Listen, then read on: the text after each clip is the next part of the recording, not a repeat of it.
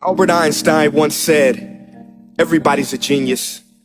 But if you judge a fish by its ability to climb a tree, it will live its whole life believing that it is stupid. Ladies and gentlemen of the jury, today on trial we have modern day schooling.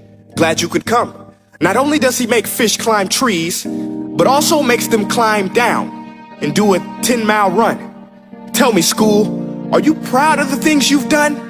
Turning millions of people into robots, do you find that fun? Do you realize how many kids relate to that fish?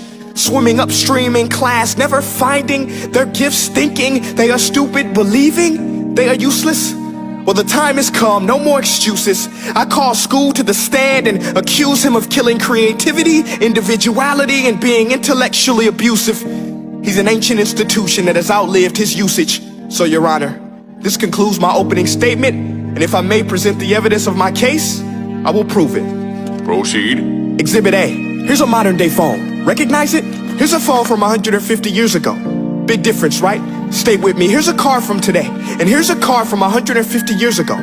Big difference, right? Well, get this. Here's a classroom of today, and here's a class we used 150 years ago. Now ain't that a shame? In literally more than a century, nothing has changed.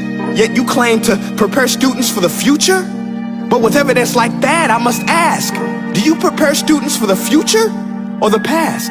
I did a background check on you and let the record show that you were made to train people to work in factories, which explains why you put students in straight rows, nice and neat, tell them sit still, raise your hand if you want to speak, give them a short break to eat, and for 8 hours a day, tell them what to think.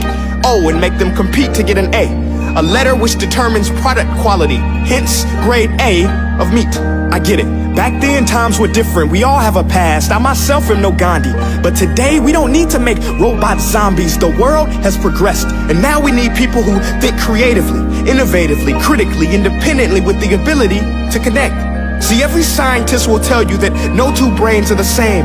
And every parent with 2 or more children will confirm that claim. So please explain why you treat students like cookie cutter frames or snapback hats, giving them this one-size-fits-all crap. Watch your language. Sorry, Your Honor, but if a doctor prescribed the exact same medicine to all of his patients, the results will be tragic. So many people would get sick, yet when it comes to school, this is exactly what happens. This educational malpractice, where one teacher stands in front of 20 kids, each one having different strengths, different needs, different gifts, different dreams, and you teach the same thing the same way? That's horrific. Ladies and gentlemen, the defendant should not be acquitted. This may be one of the worst criminal offenses ever to be committed. And let's mention the way you treat your employees. Objection. Overruled. I want to hear this. It's a shame. I mean, teachers have the most important job on the planet, yet they're underpaid? No wonder so many students are short-changed.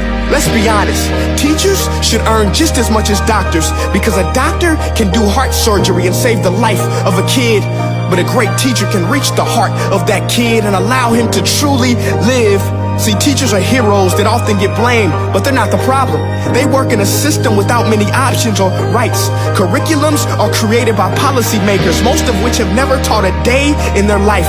Just obsessed with standardized tests. They think bubbling in a multiple choice question will determine success. That's outlandish. In fact, these tests are too crude to be used and should be abandoned, but don't take my word for it.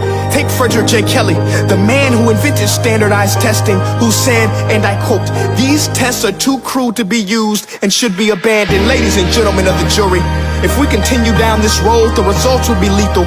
I don't have much faith in school, but I do have faith in people. And if we can customize healthcare, cars, and Facebook pages, then it is our duty to do the same for education, to upgrade it, change it, do away with school spirit, because that's useless. Unless we're working to bring the spirit out of each and every student, that should be our task.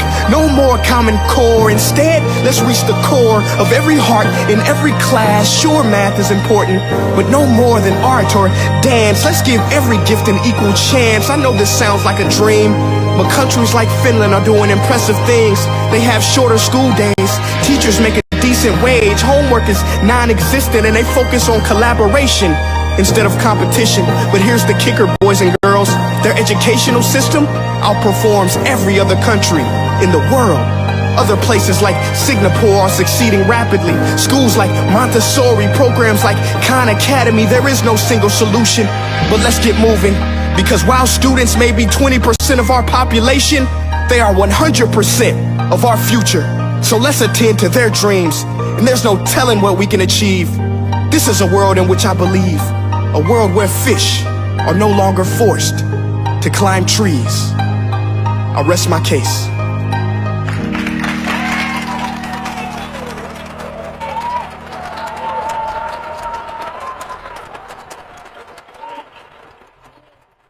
Hey guys, thank you so much for watching that video. Now, if you haven't joined the family yet, this is what I want you to do. I want you to click like on this page and click see first so that you never miss a beat.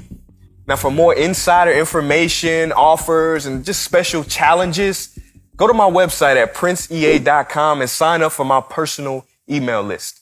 And the last thing I want you to do, you listening?